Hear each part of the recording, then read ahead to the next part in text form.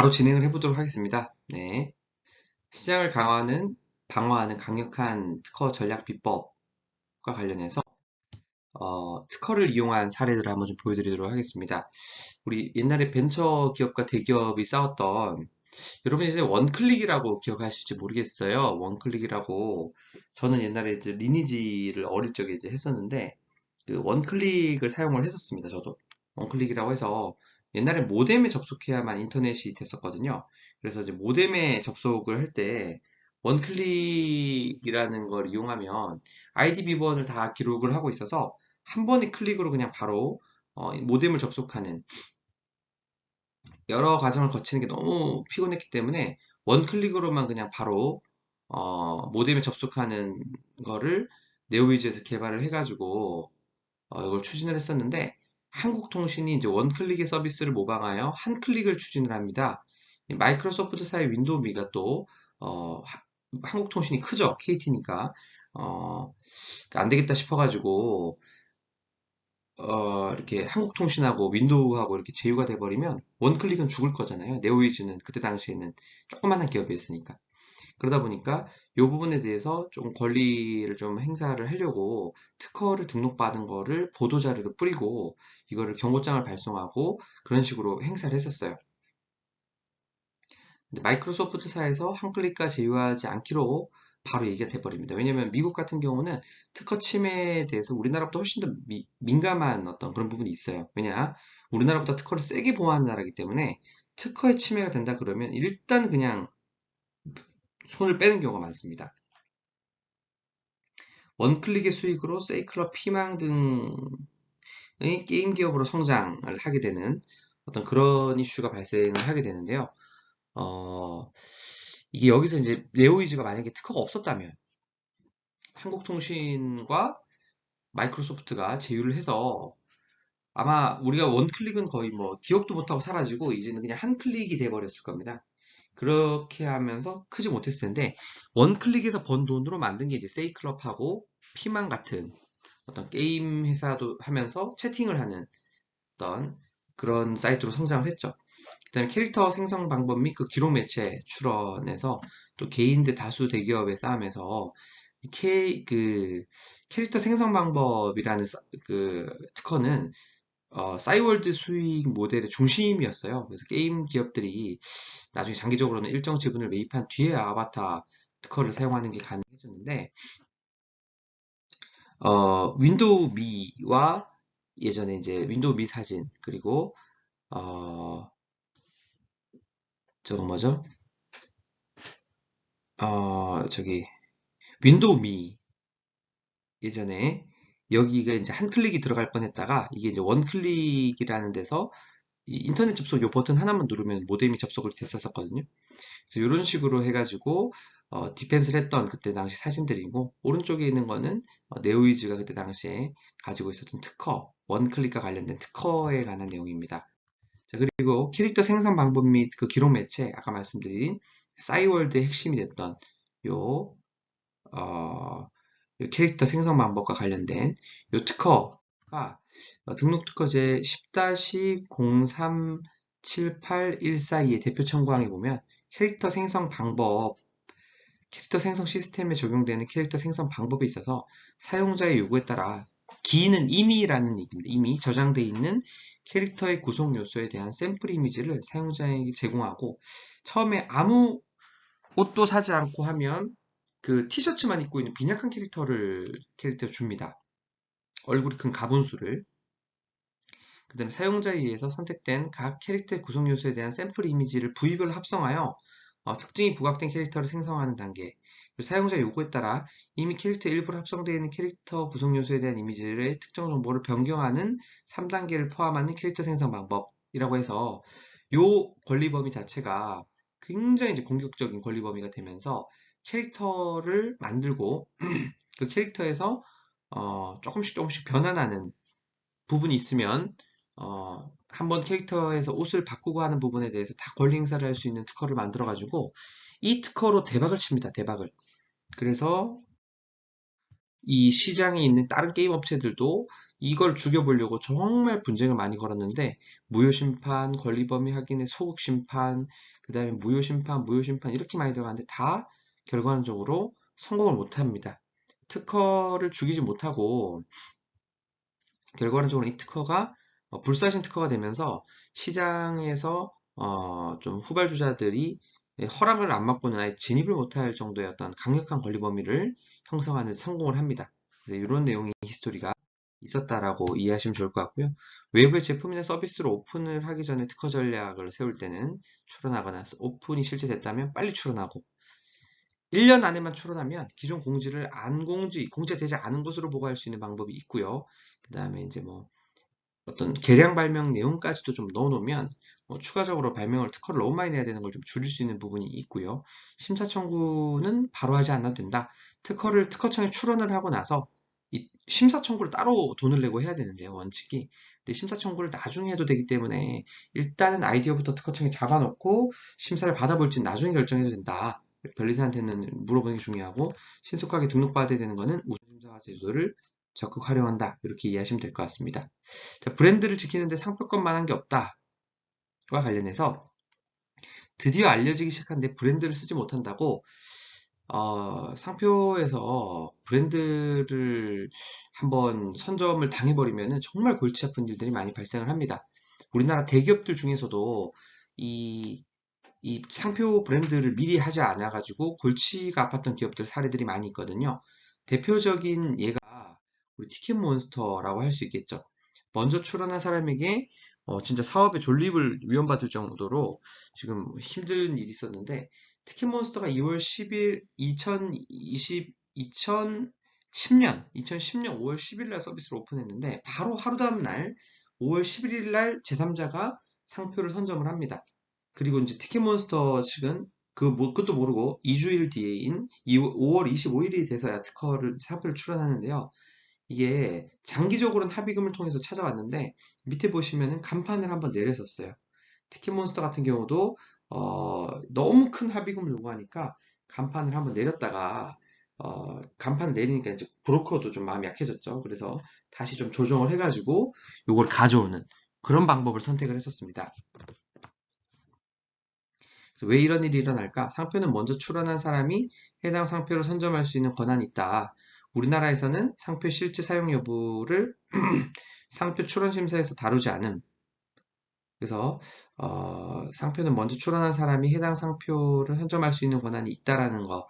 쉽게 말해서 선 발명이나 선 어떤 사업주의가 아니라 선출원주의. 먼저 특허청에 제출한 사람이 왕인. 그런 구조로 되어 있다 보니까 특히 우리나라는 다른 나라보다 차이가 있는 점은 상표를 실제 사용하고 있냐 여부를 진짜 따지질 않아요. 출원 단계에서. 그러다 보니까 이런 일들이 충분히 일어날 수 있기 때문에 여러분들도 사업을 하실 때는 상표를 무조건 먼저 내놓고 시작하시는 것을 굉장히 권장을 많이 드리고요.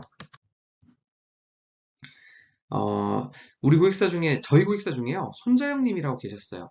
자기의 이름을 딴 자영 GKS라는 브랜드를 화장품 브랜드에 쓰고 싶었는데 보니까 아모레퍼시픽이 먼저 상표를 쓰고 있었던 거예요. 근데 이거를 결과론적으로 아모레퍼시픽을 죽이고 우리가 등록을 받았습니다. 어떻게 했느냐? 불사용 취소 심판이라는 제도가 있어요.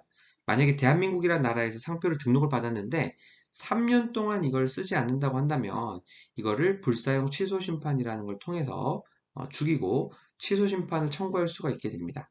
실제 저희 고객사가 지금 여기 보시면 왼쪽 밑에 보니까 이제 무효되어 있는 게 이제 아모레퍼시픽 내용이고 이거 제가 무효 심판 취소 심판 해가지고 이제 죽였던 건인데 아모레퍼시픽 건을 죽이고 그 다음에 우리 고객사인 손자영님께서 이렇게 자영 GKS를 등록을 받으셨어요. 이거는 키프리스에 지금도 검색을 해보시면 기록이 나옵니다.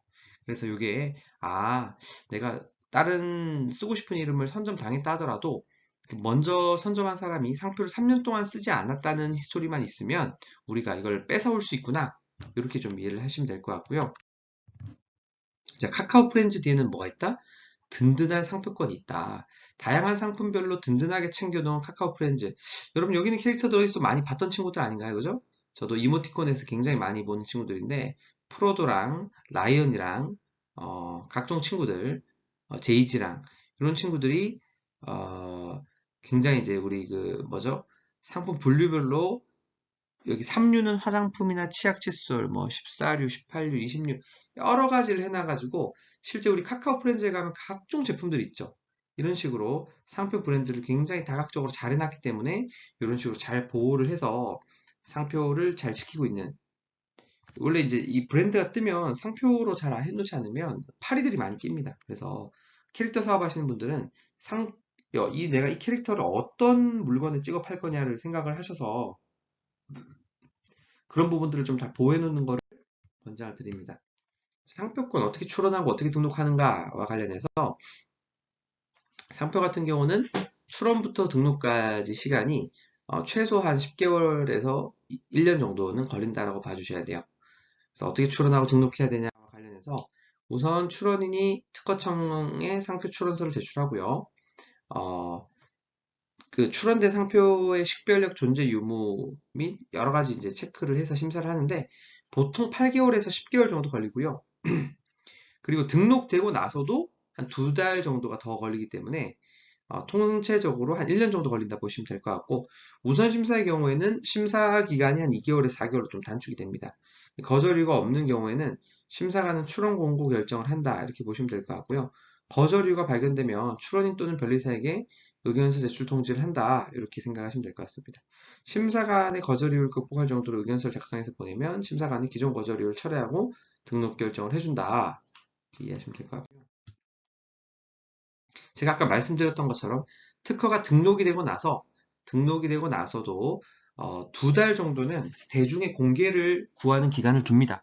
누구나 이제 이의신청을 할 수 있는 기간을 줘서 그 이의신청 기간이 끝나야만 특허가 상표가 등록될 수 있게끔 그렇게 합니다. 그리고 통상 심사가 한 8에서 10개월, 그 다음에 출원 공고까지 걸리면 거의 뭐 한 10개월에서 1년 정도는 생각을 하셔야 상표가 요즘에 등록이 되는구나 이렇게 이해를 하시면 될 것 같고요. 이의 신청이 없으면 심사관은 특허 결정을 하게 되고, 출원자가 등록료를 납부하면 상표 등록증이 발급된다. 10년마다 한 번씩 등록료를 납부해야 상표가 유지된다. 아까 말씀드린 것처럼 상표는 에브리 10년마다 어떤 돈을 납부해 주시면 무한히 그 브랜드를 유지할 수 있다라고 보시면 될 것 같아요. 최종적으로 거절 결정을 받으면 출원인은 거절 결정 불복 심판을 통해 다퉈볼 수 있고요. 심판을 청구하지 않으면 거절 결정이 확정된다. 심판 결과에 대해서 다시 불복하고자 하는 경우에는 특허 심판원에서 다툴 수 있고, 특허법원 결과 또 마음에 들지 않으면 대법원에서 마지막으로 다툴 수 있다. 이렇게 이해하시면 될 것 같습니다. 사용하고자 하는 상표와 지정 상품의 카테고리를 정해야 된다고 아까 말씀드렸던 것 같습니다. 상품별로 브랜드가 다른 거기 때문에 내가 신발에 팔 거냐 자동차에 팔 거냐에 따라 다른 거다. 그리고 상표로 등록될 수 있는 거는 다양한 종류들이 있고요. 뭐 형태, 뭐 색채로 뭐 각종 뭐 다양한 종류들이 있다라고 보시면 되고, 보시면은 다양한 류 구분에 보면 이제 구류, 그리고 소리 상표도 그 앞에서 있었던 것처럼 저거의 대상이 됩니다. 소리 상표 같은 경우도 SKT의 생각대로 T음 있죠. 뚠뚠 뚜른뚠 요 음 자체도 다 보호 대상이 돼서 지금 상표권으로 등록이 되어 있다라고 보시면 될 것 같고요. 어떤 도형이나 이런 것들도 문양도 강력한 상표권이 될 수 있다 보니까 어떤 문양 같은 것들도 다 등록 대상이 된다라고 보시면 될 것 같습니다. 그 다음에 이제 상표로도 등록하려면 이제 여러 가지 분류별로 이렇게 하는 게 필요하고요. 완성되지 않은 제품과 기술도 특허를 받을 수 있는가? 가능합니다. 완성되지 않은 제품과 기술도 아이디어만으로도 구현 가능한 아이디어 수준이기만 하면 충분히 선점이 가능하고, 내가 꼭 시제품이 있어야 되나요? 이렇게 물어보시는 분들이 많은데 시제품 여부와 관계없이 등록이 가능하다 이렇게 이해를 하시면 될 것 같아요. 당장은 양산하기 어려운 제품이라 하더라도 미래에 생길 문제점을 예측하여 아이디어를 도출했을 때 이에 대한 해결책을 미리 특허로 추론해 놓으면 선점이 가능하다. 하지만 산업상 이용 가능성, 앞에서 우리 등록 가능성 요건에서 판단했는데 어느 정도 현실성은 필수가 됩니다. 예를 들어서 지금 우리 영화 마블 영화를 보면 닥터 스트레인지가 시공간의 문을 열고 지구 반대편에서 튀어나오는 것들의 쇼를 하는데 어떤 그런 내용들은 특허 대상으로 불가능해요. 지금은 양자 역학이 끝까지 발전을 안 해 있기 때문에 여기 있는 물건을 저쪽으로 바로 옮긴다 이런 것들이 현재로서는 구현이 불가능하다고 보시면 될 것 같고요. 특허성이 인정되면 아까 말씀드린 것처럼 현실성이 어느 정도만 넘어가면 특허가 대상이 될 수 있다. 우리 현재 기술 흐름을 고려할 때 향후 실현이 가능한 컨셉트라면 특허 가능하고 특허로 인정되면 뭐 특허성이 인정되면 등록도 가능하다. 이렇게 보시면 될 것 같고요. 실제 우리가 휘는 디스플레이와 관련해서 실제 제품화된 지는 3년 정도가 채 안 됐지만은 특허는 10년 전부터 많이 나와 있었다. 그리고 이 디스플레이 보면 뭐 플렉서블 디스플레이 범위를 넘어서서 디스플레이 패널을 마치 신문처럼 말아줄 수 있는 롤러블 디스플레이가 난 내용, 휘는 걸 넘어서 아예 그냥 막 롤러블까지 막 얘기를 하고 있었고, 이제 실제 이게 휘면 어떤 식으로 되는가와 관련된 디테일한 내용들이 있었고요. 또 하나는 휘는 디스플레이가 언젠가 나온다면 손으로 이걸 자꾸 만지게 될 확률이 높은데 그 경우에 손을 파지함으로써 발생할 수 있는 전력 낭비라든지 열화 현상을 방지할 수 있는 아이디어도 이미 나와 있었다는 거죠, 특허가. 그래서 특허라는 거는 아직 제품이 개발이 되거나 하는 게 아니더라도 이론상으로 가능하기만 하면 충분히 특허의 대상이 될 수가 있다. 이렇게 좀 이해를 해주시면 될 것 같습니다. 작은 스타트업을 강한 기업으로 만드는 포트폴리오와 관련해서 특허의 군집화를 한번 알아보도록 하겠습니다. 작은 스타트업을 강한 기업으로 만드는 포트폴리오 대표적인 예가 우리 한경희 씨의 생활과학, 옛날에 한경희 생활과학이 그 스팀 청소기 한 대에 특허와 디자인을 86개를 출원해서 강력한 포트폴리오를 만들어가지고 시장에서 굉장히 우위를 점했던 적이 있었습니다. 한 10년간 시장을 우수하게 방어하는 데 성공을 했고요. 그리고 한 전성기 때는 매출 2천억을 기록하면서 특허 포트폴리오, 중소기업도 특허가 있으면 삼성, LG에 밀리지 않고 경쟁을 할 수 있다라는 것을 몸으로 보여주신 어떤 기업이었습니다. 안정적인 성장을 위해서 선제적 특허 포트폴리오가 구축이 좀 필요했었고요. 특허가 이제 군집화가 안 돼 있으면 방어력이 떨어지는데 여기 같은 경우는 군집화를 엄청나게 잘해서 고강도의 방어막을 좀 세워놓고 후발주자들은 아예 못 들어오는 어떤 그런 식의 모델의 사업을 했다. 실제로 삼성하고 LG도 이 시기에 스팀 청소기 관련해서는 제대로 된 제품을 많이 내놓지를 못했어요. 특허에 워낙 걸리니까. 그러다 보니까 이런 식의 포트폴리오 기술이 있어야만 중소기업이 조금은 살아남을 수가 있다. 이렇게 좀 이해하시면 좋을 것 같고, 애초부터 어떤 걸 원천으로 잡아서 그 원천에서 그 주변, 동그라미 원천 하나 잡고 그 주변에서의 어떤 권리 범위들을 원을 계속 울타리를 만들어가는 그런 식의 전략을 구사하는 게 좀 필요하다. 이렇게 보시면 될 것 같습니다. 자, 음악, 예술 이런 것들은 특허가 아닌 상표, 디자인, 저작권으로 보호를 해야 되고 사업 아이템도 특허가 가능하다. 비즈니스 모델로 외부는 대부분 된다라고 말씀을 드렸었죠. 특허는 등록 자체로 정책 자금의 획득에 도움이 된다. 이따가 뒤에서는 정책 자금과 관련된 내용을 또 한번 말씀드릴 예정입니다. 이 특허를 가지고 정책 자금을 어떻게 활용할 수 있는가와 관련된 내용을 조금 설명을 드리려고 하고요. 중국 같은 경우는 실용시에 좀 유리할 수 있다. 제가 아까 좀 빨리 건너뛰어 버렸는데 중국에 진출할 때는 특허도 특허인데 실용신안이 빨리 나오고 100% 나온다는 점에서 좀 진행하기가 좀 더 유리한 부분이 있다라고 보시면 될 것 같고요. 대기업도 피해갈 수 없는 상표 분쟁을 해결하기 위해서는 사업과 동시에 상표를 출원하는 것이 필수다. 그리고 아까 저희 고객사 자영 사례, 타인이 먼저 등록받은 상표라도 타인이 국내에서 3년간 사용하지 않으면 취소 가능하다. 상표는 상품별로 별도의 상표다. 완성되지 않은 제품과 기술도 특허 등록이 가능하다. 중소기업들도 포트폴리오를 통해 시장을 완벽하게 방어하는 것이 가능하다. 이렇게 좀 이해를 해주시면 될 것 같습니다. 자, 이제는 국가 지원 사업의 이해에 대해서 한번 볼 건데요.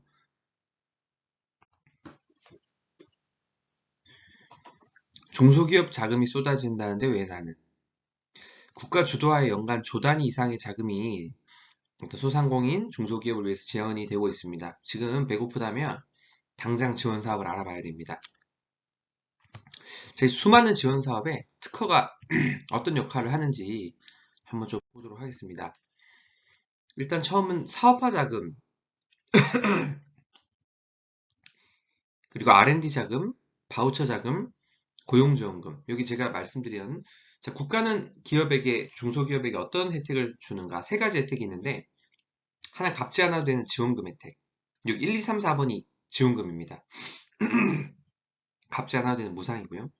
5, 6번은 뭐 대출과 관련된 부분에서 좀 더 혜택을 주는 거. 이제 5번이 국가가 해주는 거죠. 5번까지가 기보, 신보, 재단, 중진공. 그 다음에 마지막 세 번째 혜택이 뭐냐? 절세를 해주는 거예요. 7, 8번은 절세와 다들 관련이 있습니다. 그래서 그럼 이 중에서 특허랑 연관이 있는 건 뭔데요? 라고 하면 4번을 제외하고는요. 다 특허랑 연관이 있어요. 1, 2, 3번에서는요. 특허가 있는 기업이 무조건 합격률이 더 나옵니다. 심사 때. 그리고 5번 같은 경우는 어떻게 심사를 좀 하게 되냐면 특허가 있는 기업에게만 따로 주는 자금들이 굉장히 많이 있어요.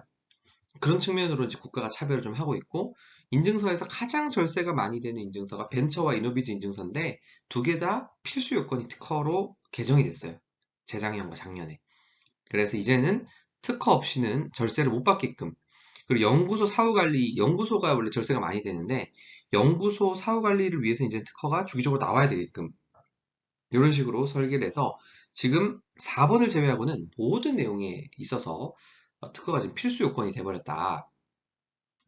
그렇게 보시면 되고요. 지금 바로 이제 다음 장부터 사업화 자금부터 얘기를 할 건데 사업화 자금은 예비 창업, 초기 창업, 도약 뭐 여러 가지들이 있는데 일단 특징이 뭐냐? 사업화 자금은 갚지 않아도 되는 돈을 준다라는 게 첫 번째고요. 또 하나는 연구원이 꼭 필수는 아니에요. 사업화 자금은 사업만 잘할 수 있다라고 하면 지원을 해주는 자금이라고 보시면 될 것 같고요. 기간에 따라서 사업자를 내기 전 기간이냐 또는 사업자를 내고 나서 2년 미만이냐 또는 3년 미만이냐 또는 7년 미만이냐 또는 3년에서 7년이냐 이런 것들을 따져서 그 시간대별로 지원하는 게 다양하게 있고 사업화 자금을 합격하게 되면 이 돈을 어떻게 주는 거냐 이 돈을 그 기업에게 직접 주는 게 아니라 국가가 지고 있다가 그 기업이 이런 쪽에 돈이 필요합니다. 나 마케팅에 1,000만 원 쓸 거예요. 특허에 1,000만 원 쓸 거예요. 라고 하면 그 특허 업체나 마케팅 업체에게 국가가 돈을 다이렉트로 주는 형태로 비용을 지원하는 형태로 하고 있습니다. 주로 제일 많이 쓸 수 있는 것들 뭘 많이 쓰시냐? 1번이 프로그램 만드는데 그렇게 많이 애플리케이션이나 프로그램 웹 개발에 많이 쓰시고요. 또 하나가 마케팅, 또 하나가 특허 뭐 이런 요건에 사람들이 많이 쓰고 계신다라고 보시면 될 것 같아요. 네, 그렇게 보시면 될 것 같고 여기는 고용지원금도 잠깐만 언급을 하고 하면 고용지원금 같은 경우는 사람을 하나 채용을 하면 이런 지원금을 내려다 주는 뭐 청년을 하나 뽑으면 얼마, 50세 이상을 뽑으면 얼마, 60세 이상을 뽑으면은 고용을 유지시켜주면 얼마, 뭐 이런 식으로 다양한 어떤 조건값에 의해서 출산을 하고 얼마 되지 않은 어떤 그런 이제 초보맘을 만약에 뽑으면 얼마 이런 식으로 테마별로 이런 지원금을 두고 있는 게 특징인 게 4번 고용지원금이라 보시면 될 것 같고요. 국가 예산 기준으로 4번 고용지원금은 과거 전 정부에는 없었습니다. 현 정부에 새로 생긴 건데 연간 예산이 30조 가량 된다고 보시면 될 것 같고요. 32조 정도 됩니다. 고용지원금은. 그 다음에 1, 2, 3번 사업화 자금, R&D 자금, 바우처 자금 요거는 규모가 전 정부에서 9조 정도였던 게 지금 30조 정도 한다라고 보시면 됩니다. 예산이 많이 늘어서 지금 30조 규모 정도 된다 보시면 될 것 같고요. 바로 밑에 내려가서 유상 정책 자금도 예산 규모가 굉장히 많이 늘었습니다. 현 정부 와서 2배 이상, 3배 가까이 되는 물량이 늘었고요. 하여튼 그렇습니다. 자, 요거를 한번 하나하나 좀 보면 자, 7년 미만 기업에 대해서만 통합 공고를 긁어온 겁니다. 7년 미만에 대해서만 통합 공고를 긁어온 걸로 봤을 때 2016년, 17년 전 정부 말기에 5천억대 정도 수준이었던 게 어떻게 지금 바뀌었죠? 전체적으로 2022년까지 기준을 보니까 3조 6천억으로 바뀌었네요. 3조 6천억으로. 6배 이상, 6점 몇 배 증가했다고 볼 수 있을 것 같습니다. 예산이 되게 많이 증가했다고 말씀을 드렸었죠. 그래서 제가 좀 유의미한 사업들만 모았는데 스포츠를 하시는 분들 내가 만약에 스포츠와 관련된 사업이다 또는 나는 예술과 관련된 사업을 한다 라고 하시는 분들에 대한 예비 창업 패키지, 뭐 초기 창업 패키지, 도약 패키지, 재창업 패키지 뭐 이런 것들이 있고요. 예술도 마찬가지고 그리고 밑에 보니까 농식품도 있죠. 올해 같은 경우도 3월 2일이었나 8일이었나 농 관련된 지원 사업이 다 몰아서 끝났었는데 농사와 관련된 지원 사업이 또 한 트럭 있고요. 그 다음에 올해 26번 에코 스타트업과 관련해서 환경부 사업인데 이게 친환경 관련된 사업이다라고 하면 예비 창업자부터 시작해서 7년 미만 기업에게 5천만 원에서 1억 정도를 지원하는 이 지원 사업이 이번 에코 스타트업 사업이었고요. 사회적 기업가 육성 같은 경우는 대외적으로 명분이 좋으면 이제 지원을 해주는 사업이다. 이렇게 보시면 될 것 같아요. 명분이 좋으면 내가 만약에 사회 문제를 해결하기 위한 혁신적 방법을 어떤 제시하는 그런 대표에게 지원하는 어떤 그런 지원금으로 뭐 이런 거죠. 예를 들어서 내가 만약에 이런 사업을 하게 되면 이런 사회 소외 계층을 많이 채용할 수밖에 없는 구조를 가지고 있습니다. 라는 식으로 우리 사업은 소외 계층을 지원하는 데 핵심이 있다. 이런 식으로 포장이 되면 이게 지원 사업에서 합격이 돼버리는 그런 경우가 또 많이 발생을 합니다. 그래서 그런 식으로 좀 되어 있다고 보시면 될 것 같고요. 해양수산만 따로 밀어주는 또 지원 사업들이 있고 그리고 수출을 조금만 하면 밀어주는 그런 지원 사업들이 종목 굉장히 많습니다. 그래서 수출과 관련된 지원 사업들이 종목 굉장히 많다라고 이해하시면 될 것 같고, 뭐 글로벌 창업 사관학교, 뭐 이거는 이제 청창사의 업그레이드 원래 버전인데 올해는 이제 글창사가 청창사의 하나는 요건은 빠졌더라고요. 그래서 여기 보면 DNA 어떤 분야의 예비 창업자에게 글로벌 수준의 교육을 제공하고 수출 여력이 보이는 기업을 좀 지원한다. 이런 느낌의 지원 사업으로 바뀌었고요. 민간 공동 창업자 발굴 육성, 뭐 멋있게 돼 있는데 팁스입니다. 팁스 약자가 이제 민간 공동 창업자 발굴 육성이거든요. 그래서 이거는 이제 팁스에 선정된 기업에게 후속 사업 지원으로 2억을 밀어주는 그런 사업이라 보시면 될 것 같고요. 비대면 스타트업 육성 같은 경우는 작년에 처음으로 나왔던 사업으로, 그쵸? 네. 사업으로서 이게 이제 그 2000, 추경 이슈가 있으면서 같이 나왔던 사업이긴 했는데 1.5억 정도를 지원하고요. 7년 미만, 예비 창업자 또는 7년 미만 기업에게 이제 이걸 지원을 하는 그런 아이템이라고 좀 보시면 될 것 같습니다. 자, 그 다음에 사내벤처라고 해서 사내에 있는 기업에게 이제 벤처를 해가지고 지원하는 대기업에서 이제 벤처를 만들거나 그런 것들을 하는 경우에 지원을 해주는 어떤 그런 제도가 따로 있고요. 소재 부품 장비 밀어주는 거, 아기 유니콘 사업, 뭐 여러 가지 그런 것들이 있다라고 보시면 될 것 같습니다. 그다음에 이제 예비 창업 패키지랑 제도전 패키지, 요것들이 이제 또 사업자 내기 전에 지원을 해서 내가 이런 걸로 사업을 한번 해보겠다. 라고 해서 지원을 해가지고 합격을 하면 1억을 받고 시작하는 그런 사업이 또 있고요. 제도전 패키지 같은 경우는 한번 폐업을 했던 이력이 있는 사람이 재창업을 하는 경우에 한 6천만 원 정도 가량을 지원받는 그런 지원 사업이 또 있고요. 2022년의 경우에는 3월 17일이 마감이었고 예비 창업 패키지도 3월 17일이 마감이었습니다. 2022년 기준으로는요. 창업 기업 지원 서비스 바우처 같은 경우는 강학상 세무기장 바우처라고도 하는데요. 세무기장 바우처 같은 경우는 3년 미만의 청년기업, 39세 미만의 대표에게 세무기장비를 100만 원을 그냥 지원하는 그런 제도를 말합니다. 그래서 이걸 신청한 다음에 세무사에게 신청을 하게 되면 이 돈을 국가가 그 세무사무소에다가 보내게 돼서 제가 기장료를 따로 안 내도 되는 그런 형식이 된다고 보시면 될 것 같고요. 창업 도약 패키지 같은 경우는 업력 3년에서 7년 이내 기업에게 사업화 자금 최대 3억까지 지원을 하는 그런 지원 사업이라고 보시면 될 것 같습니다. 청년 창업사관학교는 청년들만 지원할 수 있는 만 40세 이하이기 때문에 사실상 40세가 되지 않으면 가능합니다. 40세가 되지 않으면 가능하기 때문에 이게 통상 매년 1월 달에 공고가 뜨는 점을 감안을 할 때 그 1월 달 공고 뜨는 날 기준으로 40년을 그냥 뺐을 때 내 생일이 그보다 뒤인가? 예를 들어서 2023년이라고 한번 가정을 해보면 2023년 1월 5일날 공고가 떴다. 그러면 2023년 1월 5일에서 40년을 빼서 1983년 1월 5일보다 늦게 태어나면 청년이다. 이런 식으로 계산하면 되거든요. 그리고 남성분들 같은 경우는 군대를 다녀오시면 2년을 플러스를 해줍니다. 그래서 사실상 만 42세가 아니면 되는 구조. 사실상 43세까지도 지원이 가능한 그런 구조로 되어 있고요. 이것도 말 그대로 원스톱 패키지로 1억 정도를 지원한다라고 보시면 될 것 같습니다. 그 다음에 초기 창업 패키지 같은 경우는 3년 미만 기업을 지원하는 걸로 사업화 자금 최대 1억을 지원을 하고요. 이 청년 창업사관학교하고 초기 창업 패키지는 중복이 안 된다. 두 개 중에 하나만 이제 받으면 중복과제로 보기 때문에 이 중에 하나를 선택해서 받으면 되는데 상대적으로는 어떤 게 더 받기 쉽겠느냐라고 한다면 당연히 청년 창업사관학교가 훨씬 쉽습니다. 왜 더 쉬울까요? 똑같은 3년 미만 사업인데 나이 제한이 하나가 더 추가가 되니까 40세 이상의 기업이 못 들어온다는 점에서 TO는 둘 다 많습니다. TO는 둘 다 1000팀 이상, 1400팀 뭐 이렇게 뽑기 때문에 TO는 굉장히 많다라고 보시면 될 것 같고요. 혁신 분야 창업 패키지 같은 경우는 이거는 2022년에 새로 생긴 과제인데 요거는 우리 빅3 분야라고 하면 R&D에서도 뭘로 보죠? 시스템 반도체, 바이오 헬스케어, 미래자동차 이렇게 봅니다.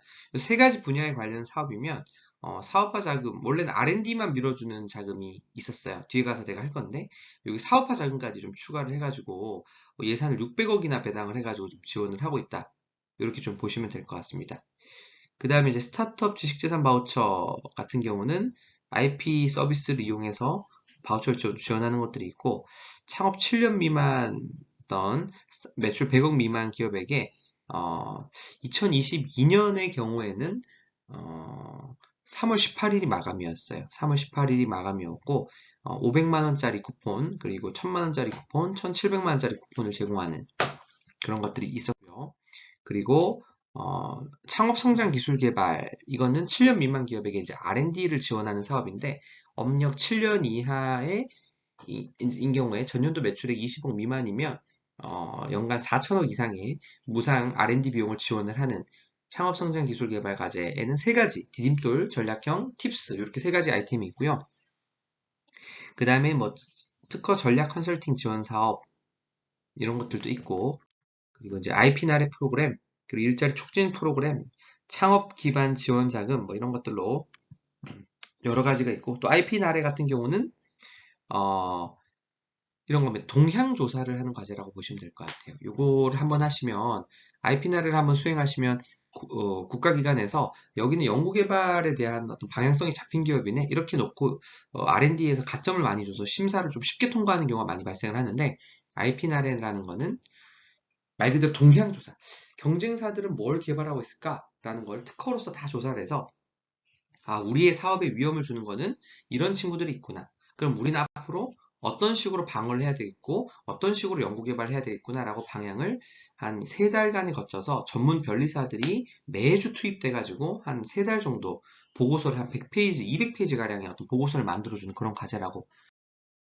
네, 자료를 한눈에 요약해서 좀 보여드린 화면인데요. 여기 보시면 아까 말씀드렸던 예비 창업 패키지, 그리고 제도전 패키지, 사회적 격가, 초기 창업 패키지, 청년 창업 사관학교 프리팁스, 비대면 스타트업 육성, 에코 스타트업, 창업 도약 패키지가 한눈에 눈에 들어옵니다. 여기서 예비 창업 패키지 같은 경우는 우선 공고일 기준으로 사업자가 없는 기업이 지원을 할 수가 있습니다. 쉽게 말해서 2022년을 기준으로 하면요. 3월 17일이 마감일이었고요. 공고는 2월 24일 날 떴었습니다. 쉽게 말해서 2월 24일 공고가 뜨는 그 시점에 내 이름으로 된 사업자도 없고 내 이름으로 된 어떤 뭐 법인이나 이런 게 없는 경우에 한해서 예비 창업 패키지가 이제 지원이 가능하다. 이렇게 좀 보시면 될 것 같고요. 제도전 패키지 같은 경우는 내가 사업자가 있냐 없냐를 기준으로 따지는 게 아니라 한번 사업을 했다가 폐업을 하고 다시금 창업을 하는 그런 어떤 기업에게 제도전 패키지 같은 경우는 지원 기회가 있다. 예비 창업부터 한 2년까지 어떤 기회가 있고요. 여러 가지 이제 옵션들이 있다. 그리고 예비 창업 패키지 같은 경우는 기본적으로 1년에 한 1,700팀 정도 합격을 합니다. 그리고 제도전 패키지 같은 경우는 1년에 한 600팀, 적으면 400팀 정도, 그 정도 합격을 하고요. 자, 그 다음에 사회적 기업가 같은 경우는 매해 한 1월, 2월 정도에 공고가 많이 나옵니다. 그리고 제도전 패키지 같은 경우도 2022년에는 3월 17일이 마감일이었습니다. 마감일만 좀 잘 기억하셔도 매년 비슷한 때 대동소이하게 나오기 때문에 그렇게 인지를 하시면 될 것 같고요.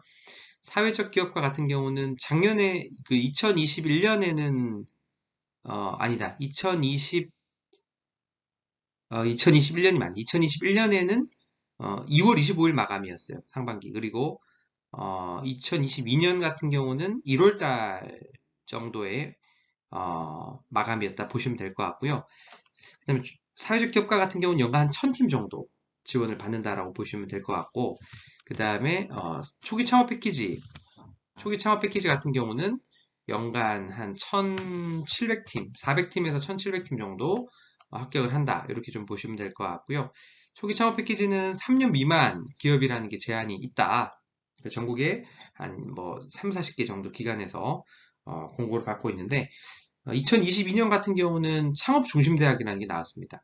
그래서 TO를 좀 많이, 창업 중심 대학이 초기 창업 패키지 TO를 좀 많이 가지고 왔더라고요. 그래서 좀 많이 잡아먹었었는데, 통상 초기 창업 패키지 같은 경우는 연간 1000팀 이상, 뭐 한 1400팀 정도까지도 지원을 해주는 사업이고, 뒤에 가서 이따 할 거지만, 기본적으로 여기 있는 기본 모든 사업들은 인력, 매출, 특허라는 요소를 굉장히 많이 본다.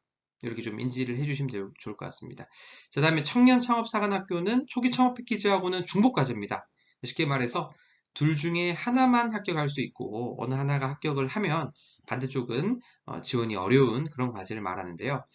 청년 창업사관학교는 초기 창업 패키지와 대부분의 조건이 동일하지만 추가적으로 만 39세 미만만 된다.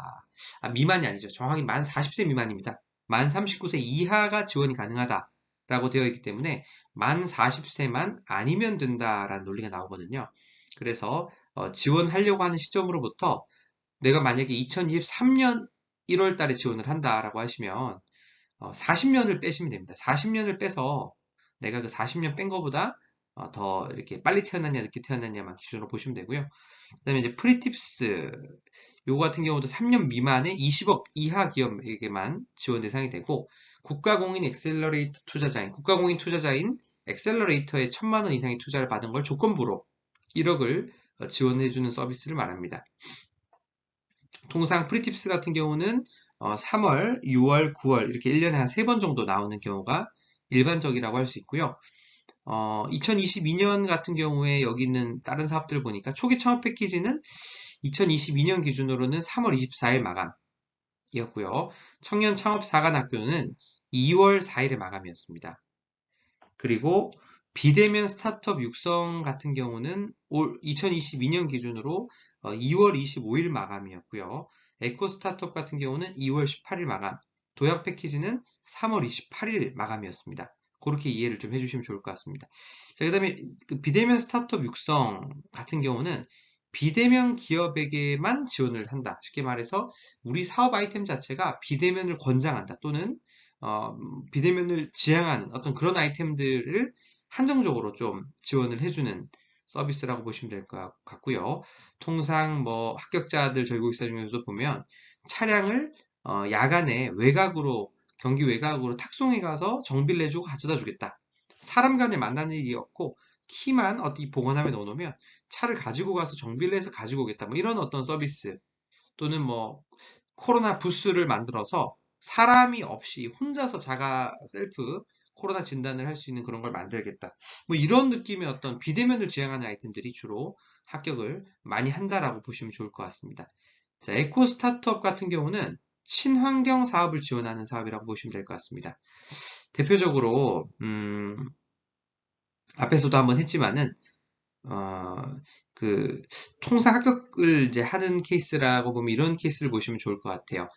에코 스타트업 같은 경우는 우리가 뭐 어떤 소재를 가지고 하는데, 이 소재가 통상은 이제 자연계에서 잘 분해가 안 되는 소재다라고 했을 때 해당 소재를 내가 조금 더 어떤 소재적으로 개량을 해서 리사이클이 확실하게 되도록, 쉽게 말해서 자연 속에서 10년 정도 있으면 예를 들어서 썩는다. 원래 1000년 플라스틱 통상 1000년 정도 걸리거든요. 근데 그거를 한 10년 안에는 썩게끔 자연에서 분해가 되게끔 내가 뭔가 좀 바꿨다. 이런 식으로 만들거나, 요즘에 좀 그 플라스틱 중에서 PLA 플라스틱이 많이 나옵니다. 저희가 특허도 많이 하는데, 옥수수 전분 성분을 이용한 플라스틱을 만들어서 자연 속에서 되게 분해가 쉽게 되는 그런 플라스틱을 만들어 보겠다. 뭐 이런 느낌의 아이템을 만들거나, 의류 소재 같은 경우도 뭐 폴리에스테르나 이런 것들, 폴리에스터 이런 게 좀 많이 들어가면 자연 속에서 분해가 좀 잘 안 돼요. 근데 그거를 내가 소재를 어떻게 좀 꺾어서 자연에서 분해가 잘 되는 옷을 만들어서 아무리 옷을 많이 나중에 땅에 매립을 해도 자연으로 다 돌아가는데 문제가 없다. 뭐 이런 식의 포장이 좀 잘 되면 충분히 합격할 수 있는 사업이다라고 보시면 될 것 같고 7년 미만이 대상이다 보니까 통상 여기서 이제 엘리트 코스는 사업자를 내시기 전에 예비 창업 패키지부터 지원을 해서 합격을 하시고요.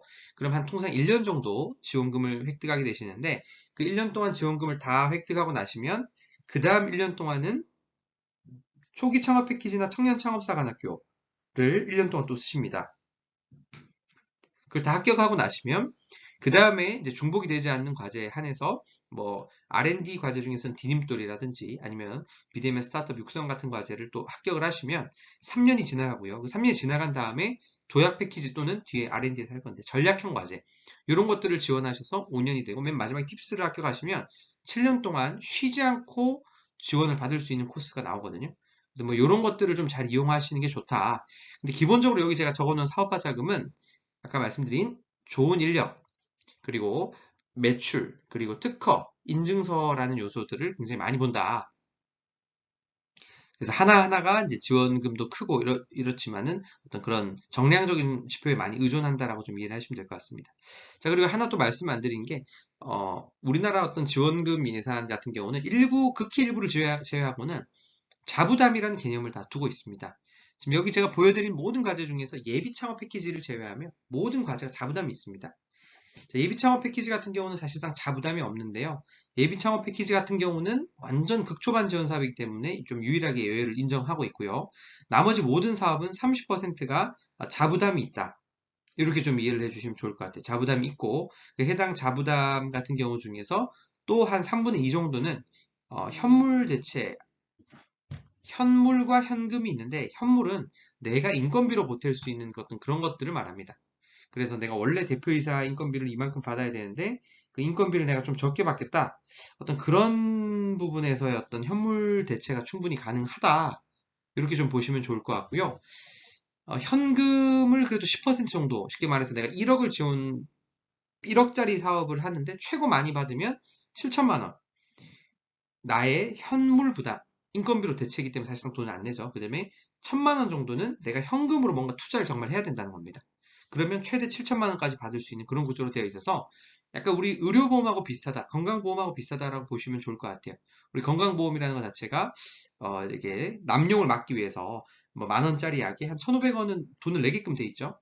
2,000원 정도 이런 식으로.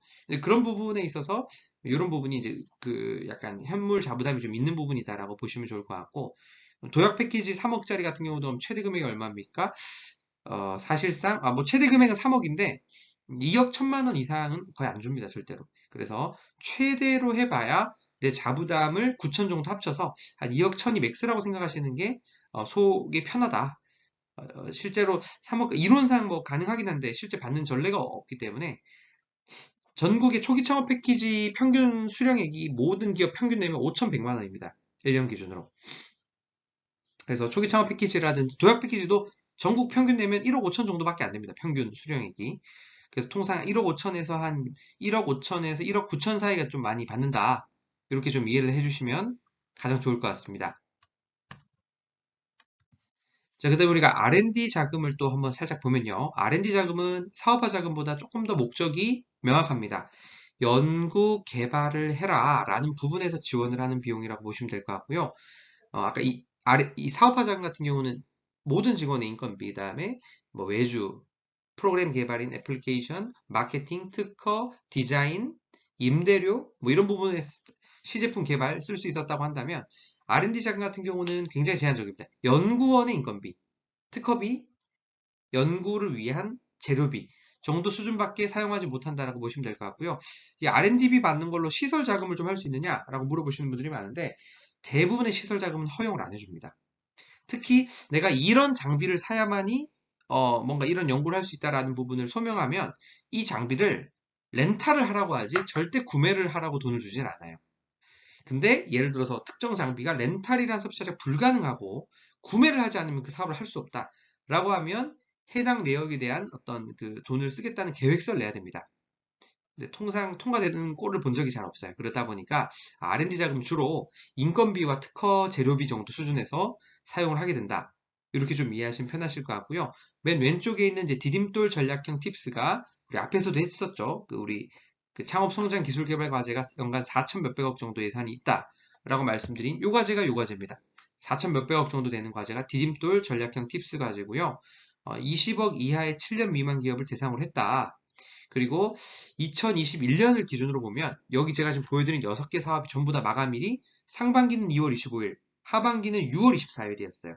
상하반기라는 개념이 존재했는데 2022년 같은 경우는 대통령 선거가 있고 이제 정권이 넘어간 이슈가 있다 보니까 상반기와 하반기가 뭐 2월, 6월이 아니고 상반기가 1월, 하반기가 2월 또는 하반기가 1월 이런 식으로 집행을 하다 보니까 2022년 같은 경우는 거의 1, 2월에 엄청나게 집행이 됐고 대선을 피해서 4월의 일부 그리고 5월의 극히 일부 이렇게 예산이 남아있다라고 조금 보시면 될 것 같습니다. 그리고 이제 디딤돌 과제 같은 경우는 통상 어느 정도 스펙이 돼야 좀 합격권인가요? 라고 많이 물어보시는데 기본적으로 특허가 한 2개 정도 그리고 연구원이 최소 2명, 바람직하게 3명 이상이 있어야 이제 디딤돌 과제가 좀 적합형이다. 이렇게 보시면 될 것 같고 전략형 과제 같은 경우는 경상 개발비를 실제로 한 2억 가까이 쓰는 팀들 쉽게 말해서 연구원 인건비로 전년도에 재무제표상 경상 개발비가 한 2억 이상이 되는 팀들이 주로 좀 쉽게 합격을 한다. 이렇게 좀 보시면 될 것 같습니다. 전략형이나 여기 디딤돌 과제만 1년 사업이고요. 나머지 2번부터 6번 사업은 전부 다 뭐다? 2년 동안 지원을 하는 겁니다. 그럼 전략형도 2억, 2억. 팁스 같은 경우도 사실 여기 있는 돈을 2년에 거쳐서 9억을 지급한다라고 보시면 좋을 것 같고요. 시장 대응형도 2년, 시장 확대형도 2년, 뭐 다 전체적으로 2년씩이라고 보시면 좋을 것 같습니다. 자, 이 중에서 팁스가 이제 눈에 들어오는데요. 팁스는 국가공인 법인 투자자인 엑셀러레이터 중에서도 국가가 선정한 60개 정도 되는 주관사가 있습니다. 지금은 한 70개 정도, 70개 조금 안 되는 정도 수준인데, 팁스 주관사에 1억 이상의 투자, 팁스 주관사 중에서도 규모가 일정 수준 이상이면 2억 이상의 투자를 해야만 팁스가 적용이 됩니다. 그래서 이제 해당 이런 팁스가 적용이 되려면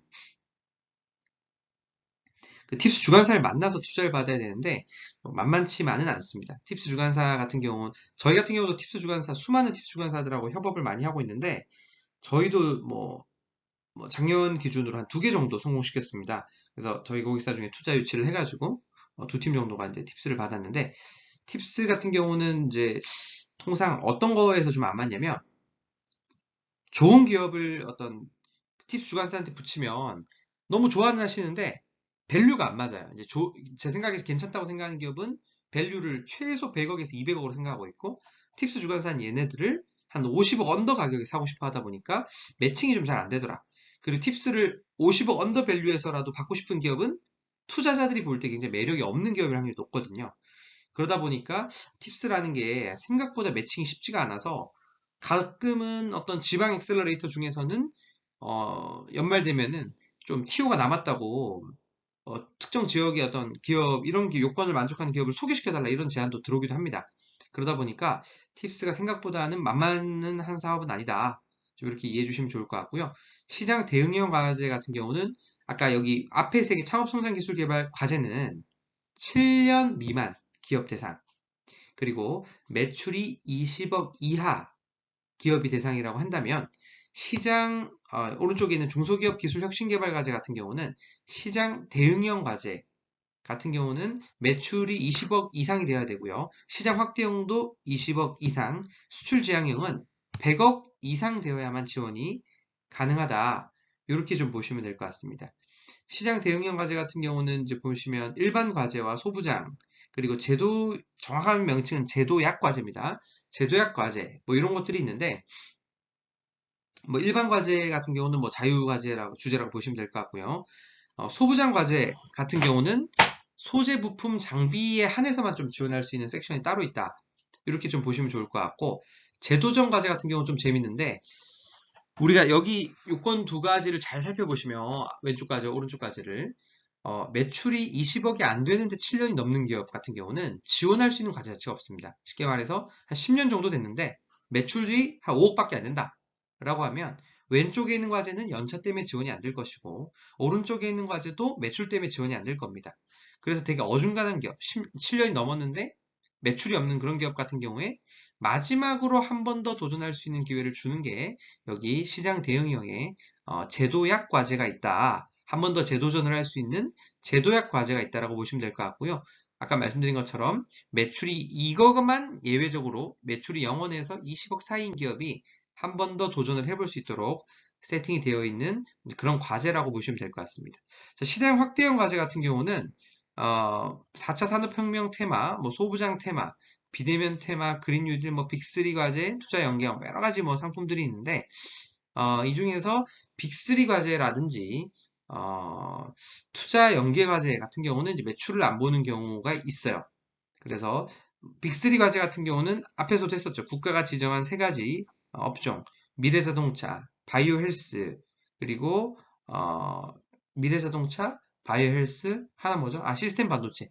네, 시스템 반도체 업종, 이 세 가지 업종에 대해서만 좀 제한적으로 지원을 하는 과제를 의미를 하고요.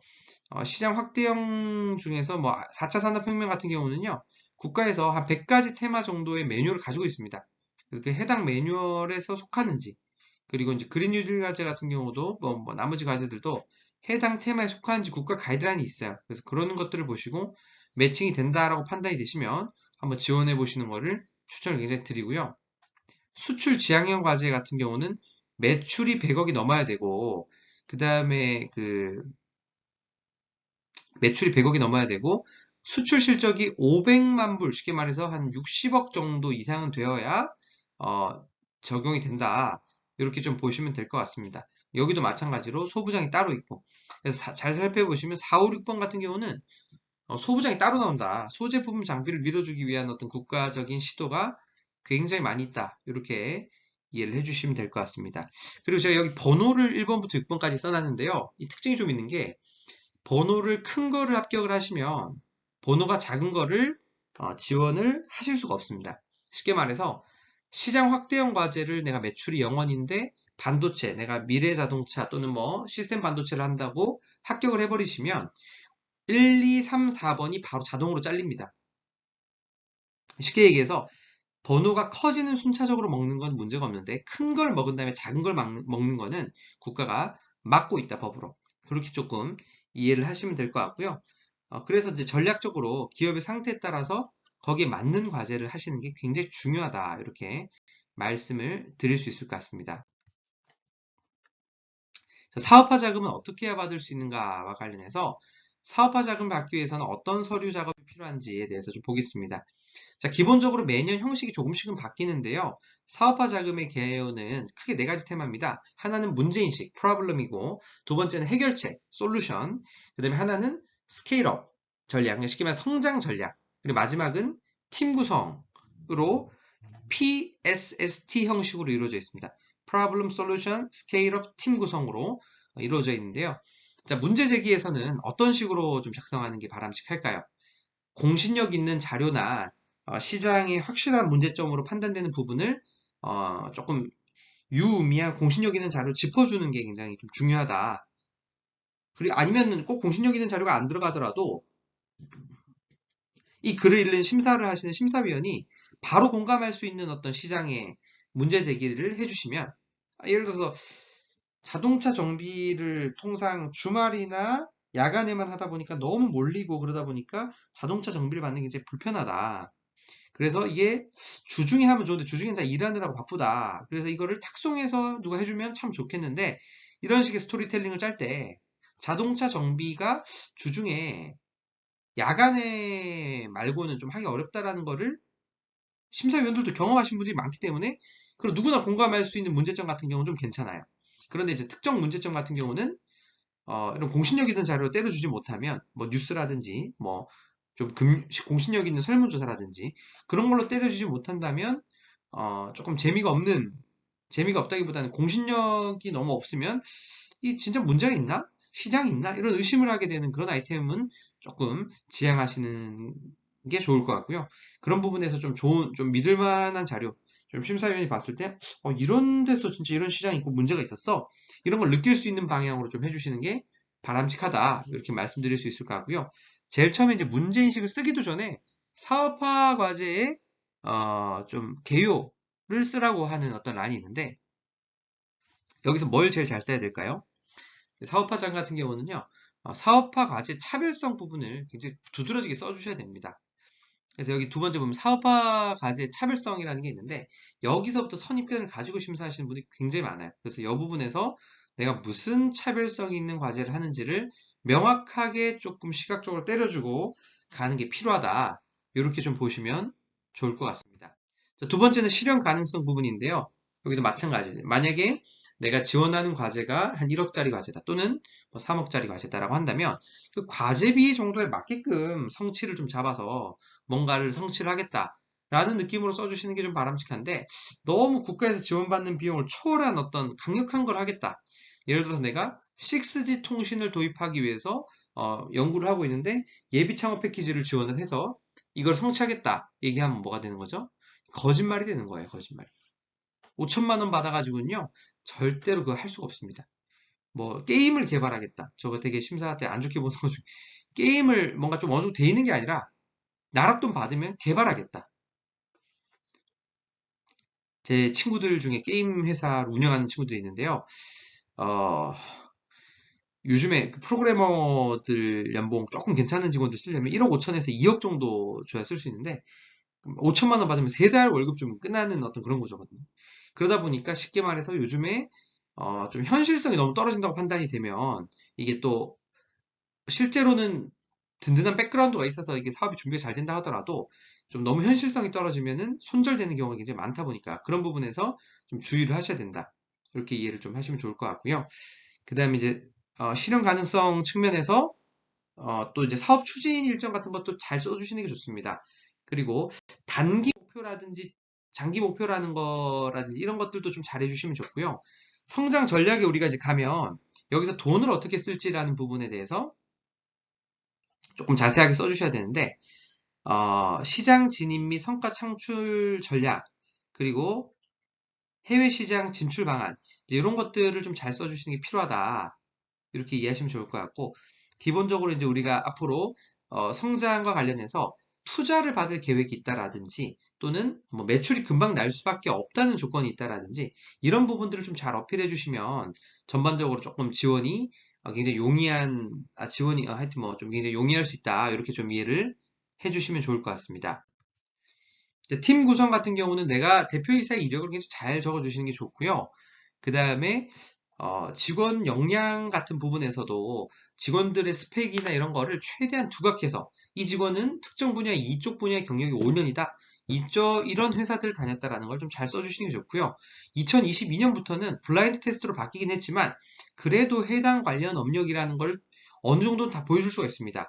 삼땡전자 무선사업부에서 뭐 이런 것들을 통신 업무를 했음. 그렇게는 적을 수 있다고 하거든요.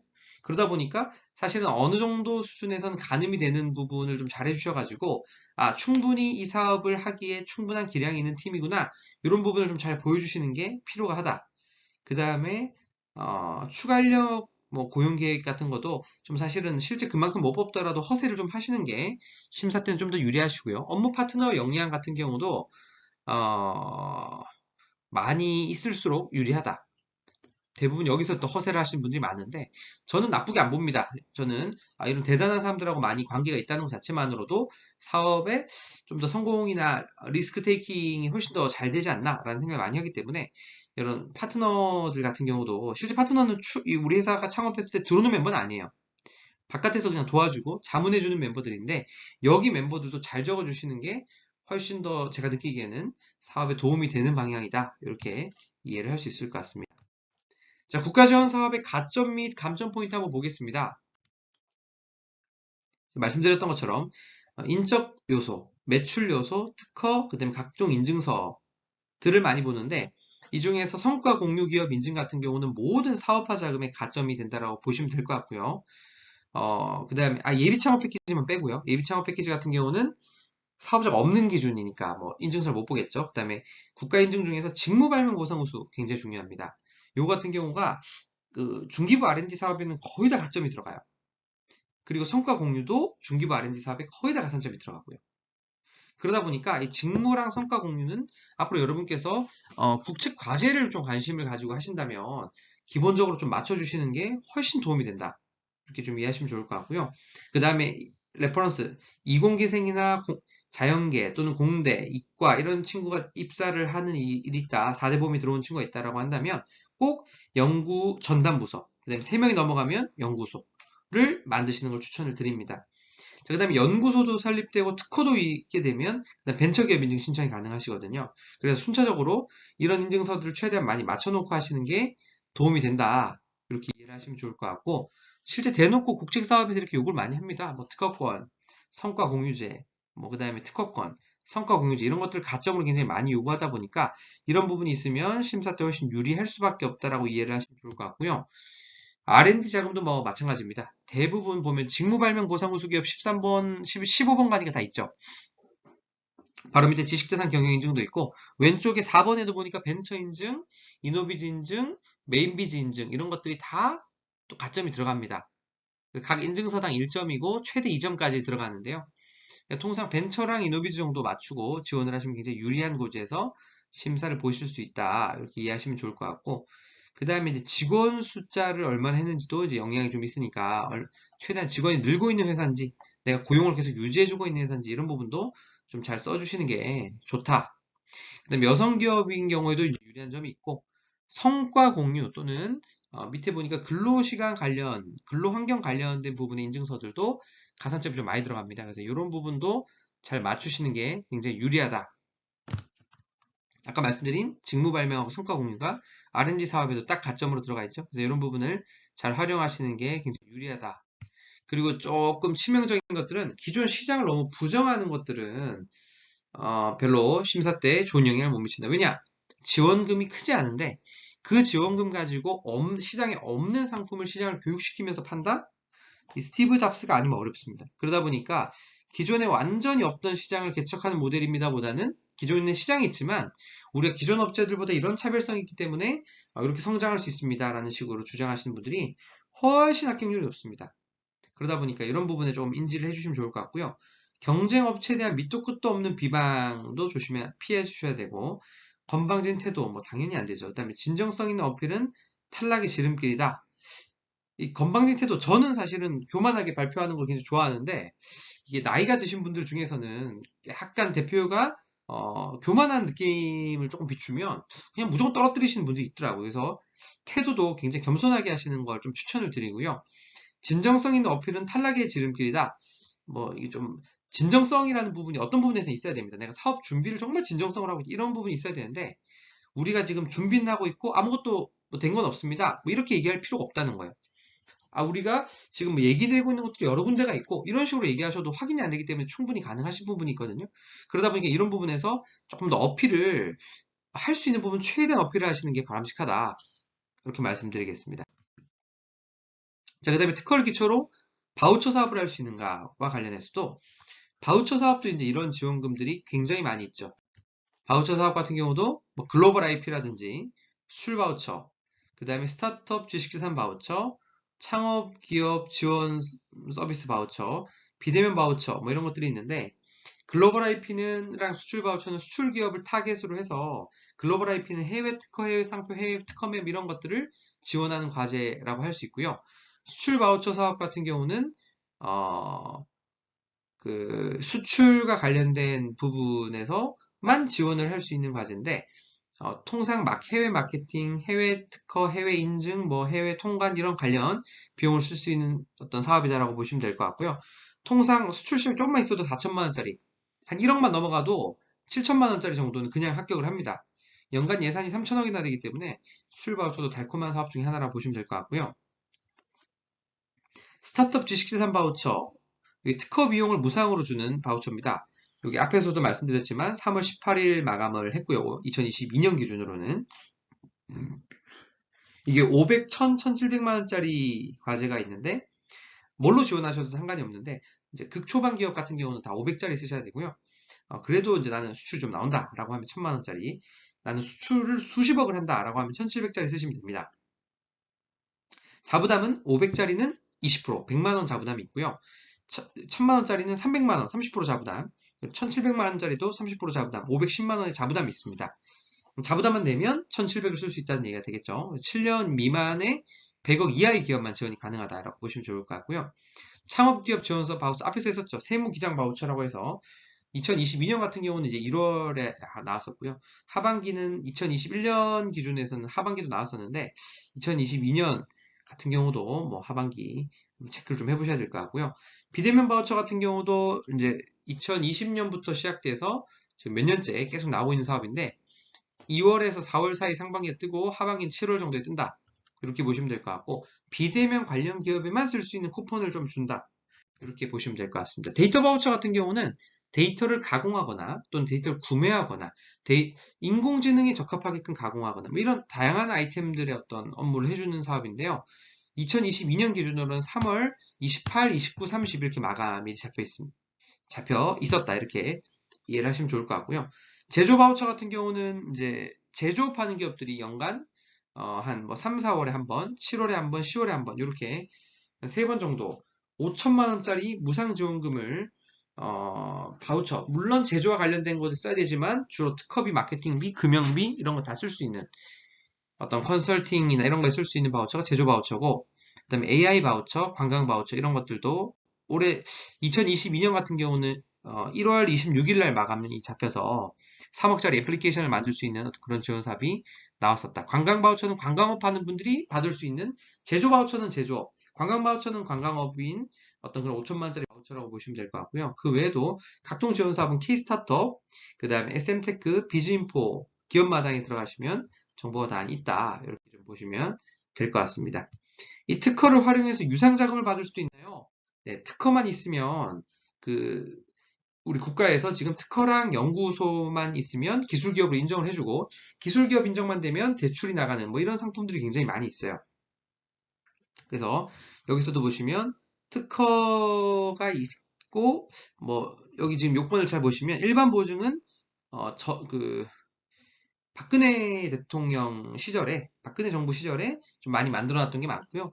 특허 담보 보증이라든지 우대 보증은 현 정부 와서, 문재인 정부 와서 많이 생겼고, 그다음에 이제 윤석열 정부 때도 사실 이걸 줄이겠다라는 내용이 전혀 없다 보니까 기조가 좀 이어질 것 같습니다.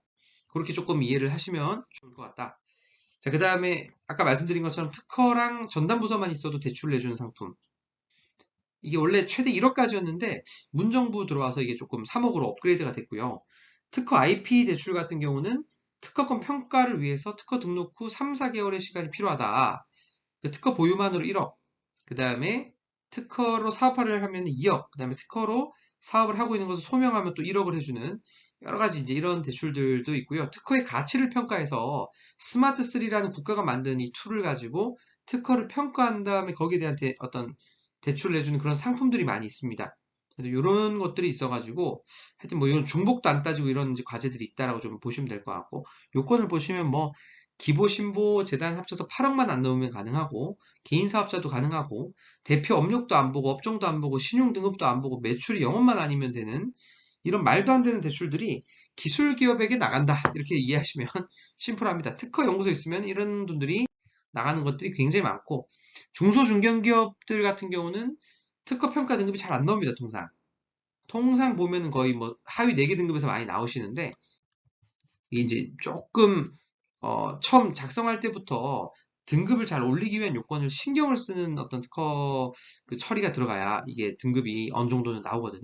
그래서 그렇게 이해하시면 좋을 것 같고, 이거 말고도 뭐 기보, 신보, 중진공에도 특허 가지고 평가해서 하는 게 굉장히 많고요.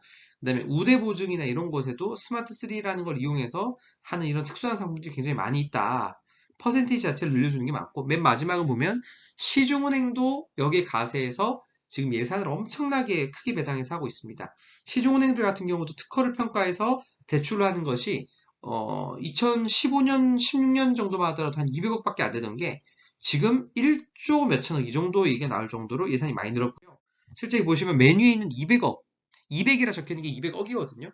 2016년도에 200억밖에 안 되던 게 5년 사이에 1조 1천억까지 늘면서 지금 특허만 가지고 담보대출을 해주는 시장이 굉장히 커지고 있다. 이렇게 이해를 좀 해주시면 좋을 것 같습니다. 자, TCB는 특허 등급을 가지고 어떤 기업의 기술 신용도를 평가해서 어떤 금리나 어떤 여러 가지 부분에서 혜택과 차별을 하는 어떤 국가 제도를 말하는데,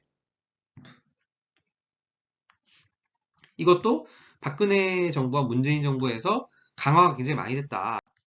그래서 TCB 등급 1등급이면 금리를 좀 더 낮게 시중은행이 하는 겁니다. 그 다음에 TCB가 높으면 금리를 조금 더 독박을 씌우는 그런 식의 정책을 하고 있는데, TCB 평가에서도 가장 중요한 것보다 특허 개수가 가장 중요합니다.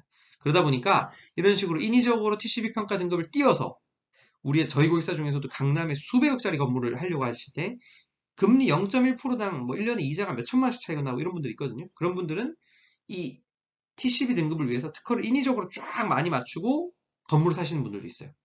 그래서 일부러 이렇게 금리를 좀 낮추기 위해서 이런 작업을 하시는 분들도 있다. 라고 좀 이해를 하시면 좋을 것 같고, 그 다음에 이제 특허가 없으면 안 되는 인증서 중에서 3년 미만에 받으면 5년 동안 법인이 내야 될 세금을 절반으로 깎아주는, 법인세를 절반으로 깎아주는 인증서. 그리고 이제 건물 살 때 취등록세를 원래 건물 가액의 9.4% 또는 4.6%를 내야 되는 거를 4분의 1로 깎아주는 그 인증서가 이제 특허가 없으면 안 되게끔 작년 2021년에 법이 개정이 됐습니다. 그러다 보니까 이제 이런 부분에서 조금 좀 특허가 있어야 혜택이 좀 많이 들어간다라고 보시면 좋을 것 같고, 이노비주도 마찬가지고 연구소에도 세액 공제가 많이 되는데 이걸 관리하는 측면에서도 특허가 없으면 좀 애로사항이 있는 경우가 많다. 그다음에 각종 뭐 이런 인증서들이 다 기업 심사에 도움이 된다 보시면 될 것 같고요. 특허는 제일 일반적인 특허는 요즘 한 2년 정도 걸린다 보시면 되고요. 우선 심사로 하면 한 1년, 그 다음에 초우선 심사라고 해서 심사관을 직접 만나가지고 처리하면서도 그 특허 등록 포인트를 인위적으로 다 만들어서 하는 특허가 있는데, 이걸로 가게 되면 조금 더 시간을 줄일 수가 있고, 이 등급을 인위적으로 좀 올리는 방향으로 가도 조금 여러 가지로 좀 혜택이 있을 수 있고, 조달청에 하려고 하시는 분들이 또 조달에 특화된 특허를 만들 수가 있거든요. 그래서 이런 부분이 있다고 좀 보시면 될 것 같고, 실제로 조금 빨리 진행되면 뭐 보면 3개월 만에 등록된 사례들도 많이 보이죠. 특허를 가지고 자본을 할 수 있는가? 이 특허는 자산적인 성질도 강하기 때문에 이 특허를 가지고 자본화, 쉽게 말해서 법인 자산으로 증자를 할 수도 있고요. 법인이 있는 돈을 좀 가지고 올 수도 있고요. 세금을 거의 안 내고. 여러 가지 이제 이런 식으로 활용을 할 수 있는 방법도 있다라고 좀 이해를 하시면 좋을 것 같고, 이제 오늘 수업은 뭐 이 정도에서 마무리하면 좋을 것 같은데, 궁금하신 점 있으시면 메일로 질문 보내시면 제가 여러 가지로 친절하게 답변을 좀 해드리도록 하겠습니다. 오늘 수업은 여기서 마무리하도록 하겠습니다. 잘 시청해 주셔서 감사드립니다. 이상 서평한 변리사였습니다.